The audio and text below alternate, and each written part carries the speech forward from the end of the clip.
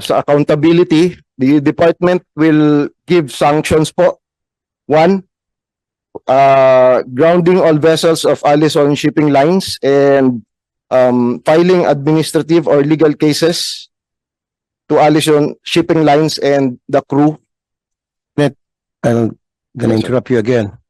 Administrative lang, walang criminal? Hindi pwede, hindi ako papayag. But administrative lang.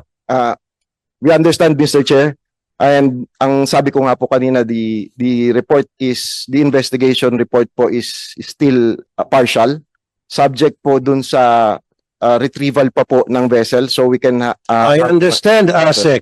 I understand. I know what you're saying. I Yes, sir. can follow you.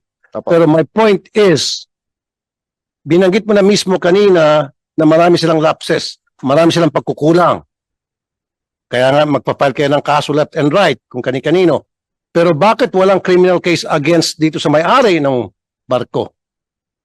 Bakit administrative lang? It's just a slap on the wrist? Heck no. Hindi pwede. Yes, sir. Baka meron Yes. kayong pinagtatakpan dito. Wala po, Mr. Chair. Okay.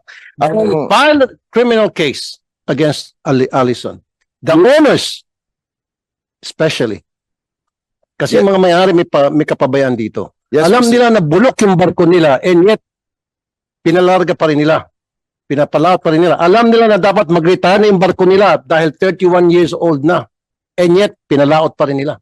30 lang. Alam mo naman yan, di ba? Dapat 30 lang. After 30 years, yung barko, yung steel hull, dapat pinag-retire. Which they did not. Criminal case dapat. Opo, Your Honor.